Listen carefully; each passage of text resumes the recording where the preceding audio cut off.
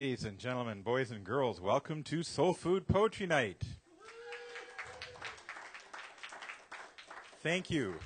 Thank you for making the choice to be here when there are other options. It's so beautiful outside. I'm glad you're here. We will make it beautiful inside if it isn't already. We have two wonderful featured readers tonight, and I'll introduce them in a moment. But I want to begin by reading a short poem by Charles Bukowski. It's called As the Poems Go. As the poems go into the thousands, you realize that you've created very little. It comes down to the rain, the sunlight, the traffic, the nights and the days of the years, the faces. Leaving this will be easier than living it. Typing one more line now as a man plays a piano through the radio. The best writers have said very little, and the worst, far too much.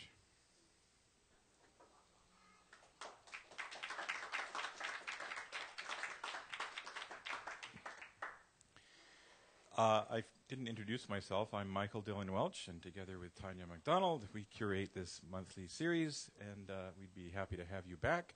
I'm curious to know who's here for the very first time. Yay, there's several of you. So who's going to come back again, I hope? Yay! All right, good. Please do. So every month on the third Thursday, please come back. So our order of service today is we have our two featured readers. Then we'll take a break so you can get some snacks and some drinks. And then we'll have our open mic after that. If you haven't signed up for the open mic, the sheet is down here. And if you're new to reading Soul Food Poetry Night, we have a question of the month. And the question is, favorite summer beverage. And it doesn't have to be, it could be an adult beverage, I suppose. So, okay. If you drink hot dogs? Sure, why not? Our first reader tonight is Jason Zions. And anyone who has ever been to the Redmond Association of Spoken Word, which is on the last Friday of the month over at the old Redmond Schoolhouse Community Center, you will know that Jason is he's a standout reader there and a wonderful addition to the community there. And I'm trying to suck him into being part of the soul food community too. So glad you're here. Making his first appearance at Soul Food, which is great. He apparently is a software architect, a storyteller, public speaker, parliamentarian, chef, singer, instrumentalist, and composer. And I think you do the software architect stuff in your free time, apparently. Okay. He writes a little, too. Some of his work appeared in the 2013 collection Here, There, and Everywhere, published by the Redmond Association of Spoken Word. And I have copies out in my car. Actually, I think they've got some here in the store. They should still have some. So buy them from Soul Food. He is an invertebrate punster, spinelessly unable to resist the wretched things, despite well-deserved threats of bodily harm and injury to reputation. So we will now give you a well-deserved threat and threaten your reputation as you read to us. Jason Zions.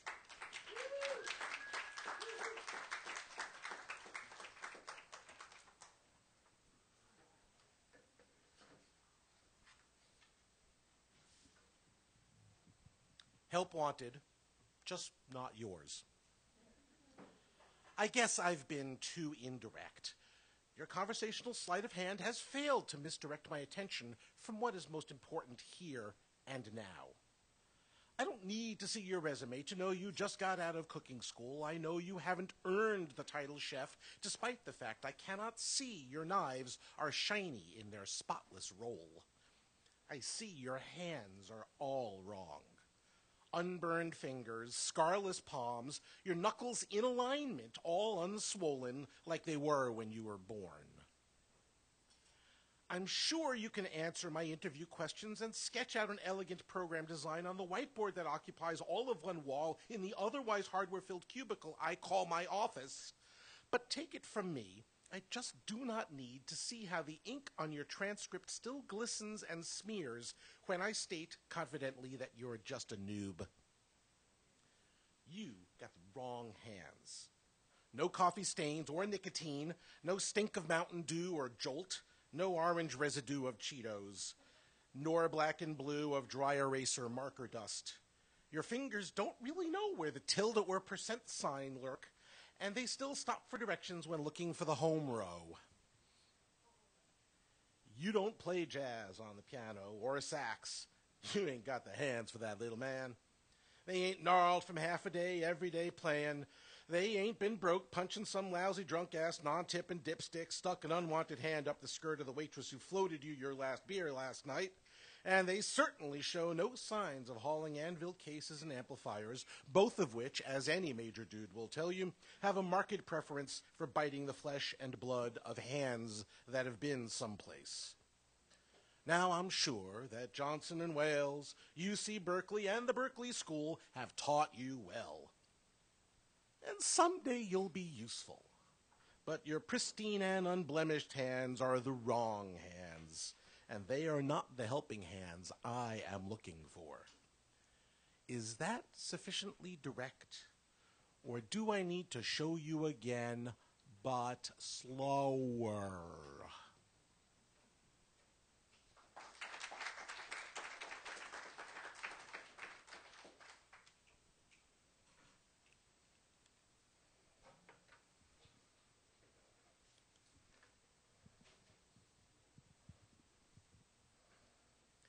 Elegy for Allie. I am not so bold so as to claim the right or the ability to take the measure of a man's life, to weigh the value of his time on earth in dollars, products, friends and loved ones, kisses, babies. I would not dare unpack the layered meanings of the names that he was given by his father, mother, teachers, friends, colleagues, lovers, wife, and children. Names he'd earned from roads he'd followed, books he'd read, songs he'd sung, and dances danced.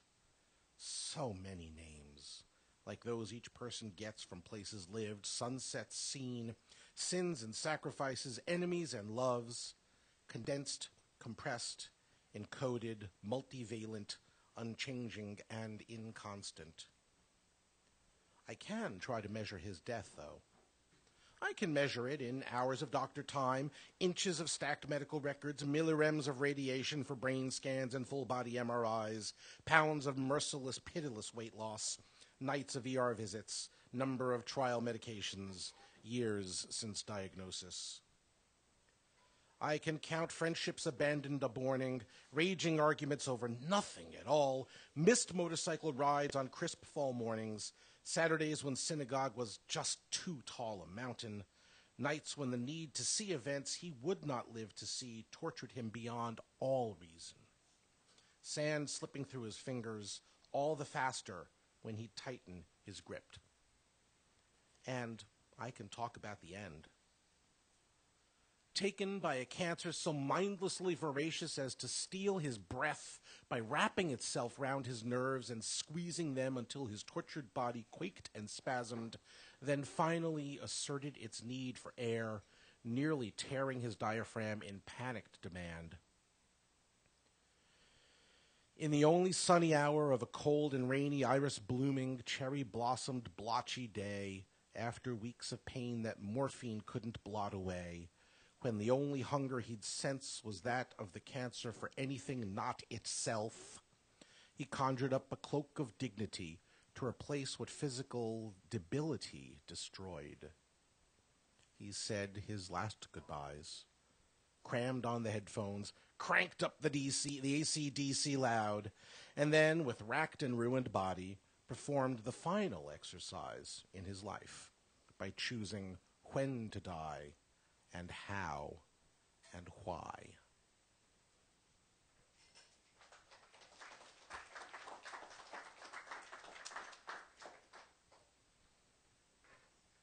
Conduit. Taste of coffee, bagel, salmon, chatter, murmur, cell phone ringing, sea spray, iodine, and salt on wind that dreams of spring. Sunlight, shadow, dance and flicker, drape of shawl, enrobed and hooded, cotton-scented Saturday like thousands come before. Expand, exhale, from breath to breathing, heartbeat fading into silence, overcrowded instant yields to emptied, fertile mind. Seeds of minor keys and flatted ninths and voices of my father's father blossom into being more than I could be. Lead and follow. There is no way to get the hell out of the way. Surf the ever-present moment, music midst the noise. It's not a simple joy the day would bring to empty me, then fill me up. The song for which the now was born to sing uses me and leaves me like a crumpled paper cup.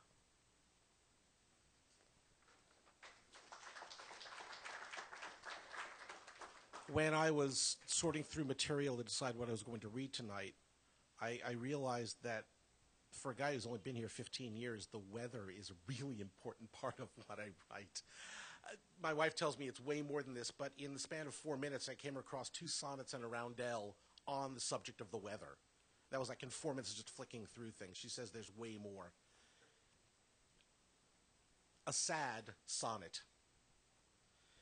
Morning comes without the sun, its damp embrace, a thuggish slap across my face. Like every Monday's weather, it's the usual crap. I don't know why I go to work on darkling days that lack the light I need to function. Madness lurks at every turn when day is night. My doctor says that I should try Wellbutrin, but I must admit that thoughts of having no sex drive depress me, make me feel like shit. Room lighting filled with skylight blue seems more appealing in my view.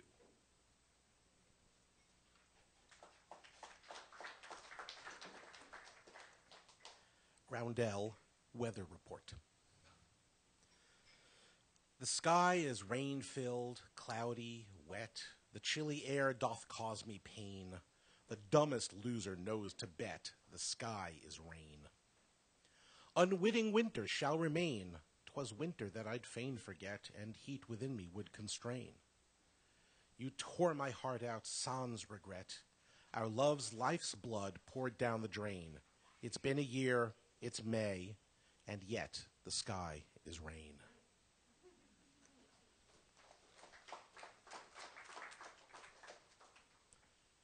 Seattle Summer Sonnet. Shall I compare thee to a summer's day? Thou art less transient and less overcast.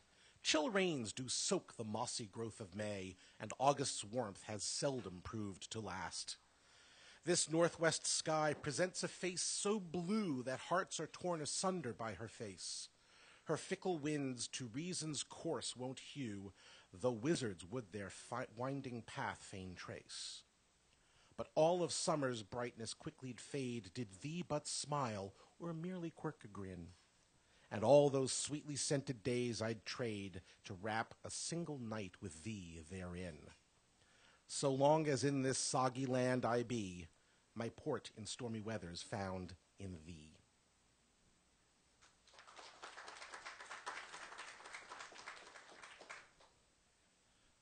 The ones that aren't about weather are often about love, or death, or the other things that change our lives completely unimaginably. And sometimes, occasionally, they're not. Pope Gregory's bitch. The calendar rules her life with a large type block print hand that will not, cannot be denied. She willingly submits to being bound by its conventions. The white shoes are buried in the closet after Labor Day, all neatly closed away in little boxes, and the cutest little shoe trees, all dainty-arched and tiny-toed, the patent leather virgin hump-me pumps and thigh-high do-me boots preserved until Memorial Day comes again and again. The ornaments come out of the closet the day after she roasts the turkey, slaughtered by her bare hands, the feathers stripped the old-school way and saved for use on unsuspecting flesh. The lights come down in January, all lovingly wound, the careful bundles neatly tied with leather thongs left from gifts she's made herself for herself, tied with knots she learned from some sailor who was looking for a good time.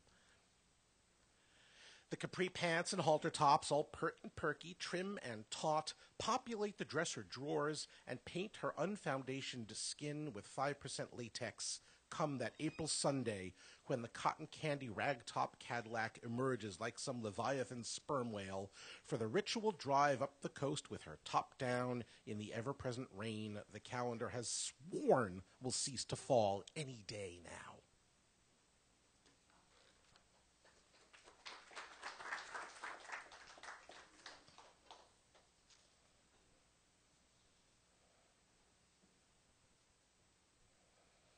On that day, on a diary page that I have yet to turn, a page that I perhaps do not yet own, a circled date awaits me, inked in red. On that day, I will recall just how I learned to love science fiction, the good and the bad. 2001, The Andromeda Strain, The Blob, Plan 9. Just who taught me the fine art of the chain of puns, each worse than the last, until the final pun drove the loser from the room, moaning and holding his nose. On that day, I will laud the way that I was taught to do math in my head, know how much change I'd get from a dollar bill before the cash register caught up to me. Schooled in the mystical art of estimation and prediction, shown the secret ways that separate statistics from sadistics. On that day, the music writ and knit in DNA from his to mine will ply its trade. The chant of ancient words, both bite and balm, the modal moan, extemporaneous cry, and notated dirge, his father's vowels in my mouth, grant perfect rest, magnified, sanctified, glorified. On that day, around a hole, all debts will be paid, all arguments rendered moot, all promises made null and void, all regret laid waste. Still, that day is not this day. Today I am safe to taste old times and tally bitter deeds, to reckon up their awful cost in anger and deceit, and wish him dead.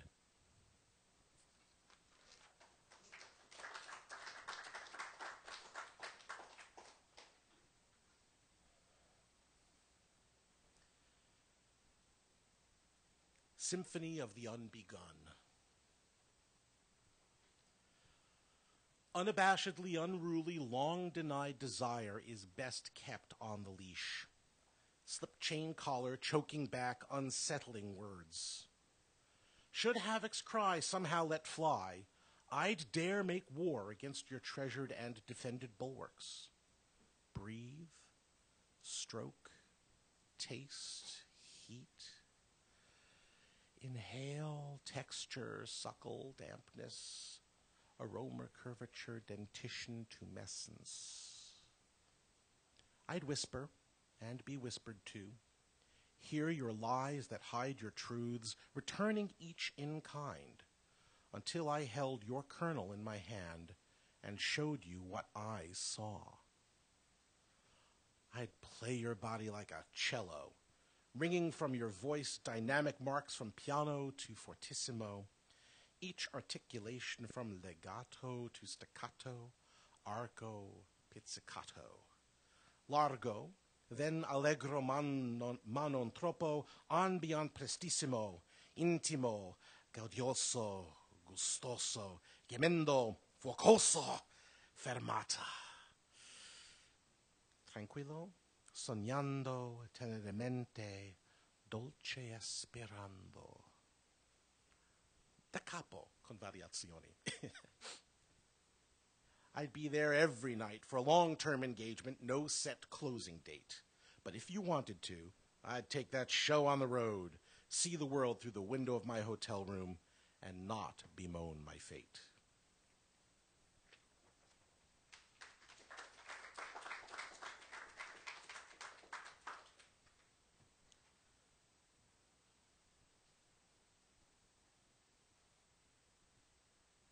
A friend once asked me, why does my smartphone keep telling me that internet is unstable?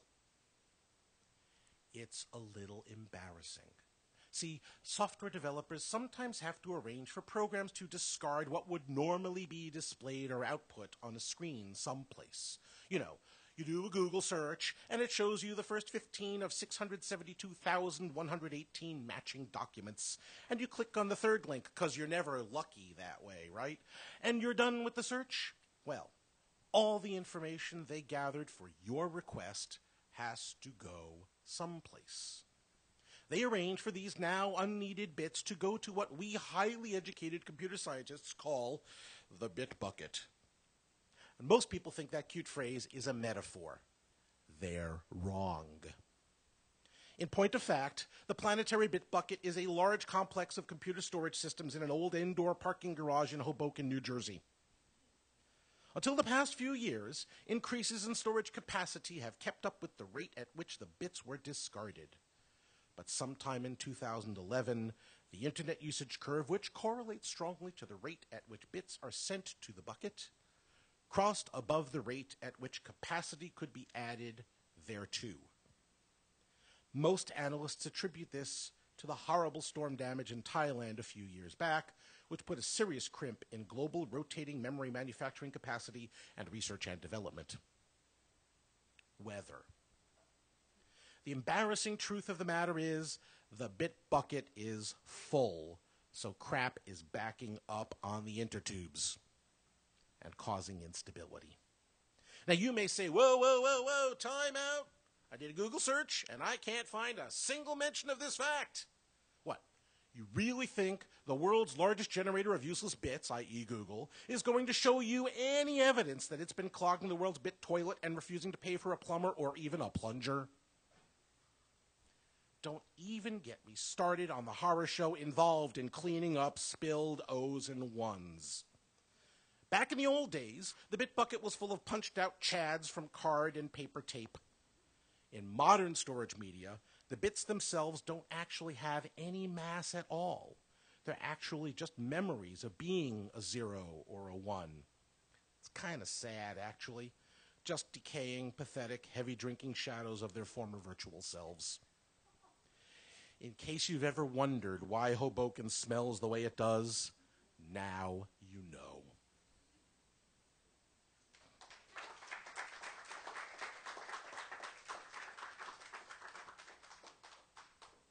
That's it.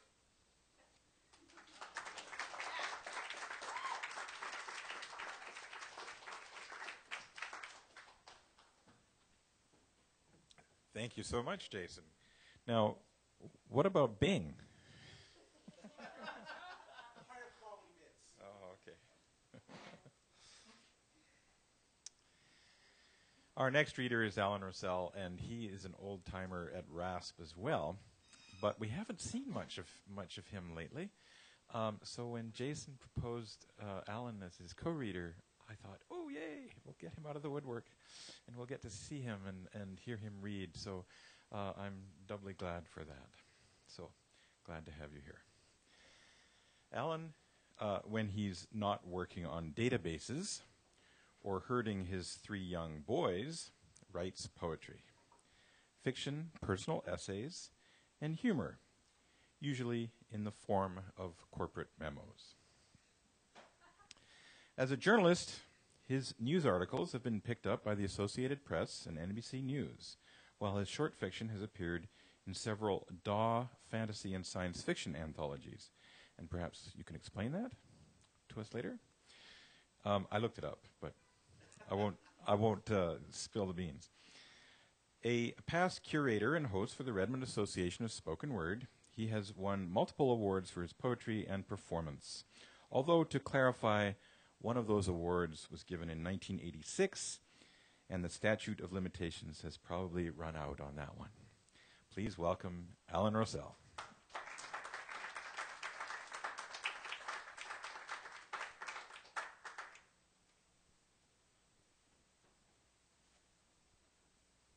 Thank you very much. And thank you, Jason, for suggesting that I come out here and for convincing Michael that that's not a terrible idea. Hello, everyone.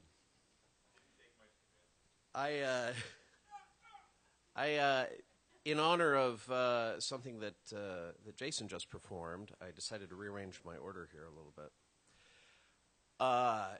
The point has been made that I haven't performed in public in a few years, and this is because 2009, 2010 were a difficult span for me. And I ended up, everything I'm going to read tonight, I wrote during that time period. You can probably get a sense of where the major source of unhappiness was. But the thing is, unhappiness doesn't always have to be expressed with sad material. For example, we have the 5 musical stages of grief. First, sharp. That's anger. Second, flat. Depression. Third, discord.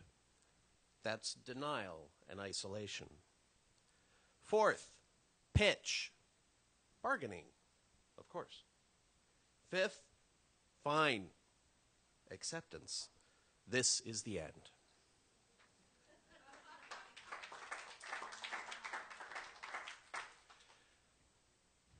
Marriage was on my mind in 2009 and 2010, and it occurred to me to write this piece, It Takes a Village. In an effort to protect the sanctity of marriage, it's time that the government acknowledge the time-honored traditions of this institution and disregard more recent attempts to expand the boundaries that define the term. The United States needs to adopt a constitutional amendment that recognizes that a marriage is comprised exclusively of one man, one woman, 2 lawyers, 3 therapists, a judge, any number of deities, 1 accountant, 1 other woman, 1 backdoor man, a social worker, somebody's annoying sister-in-law, various nosy neighbors, and a goat.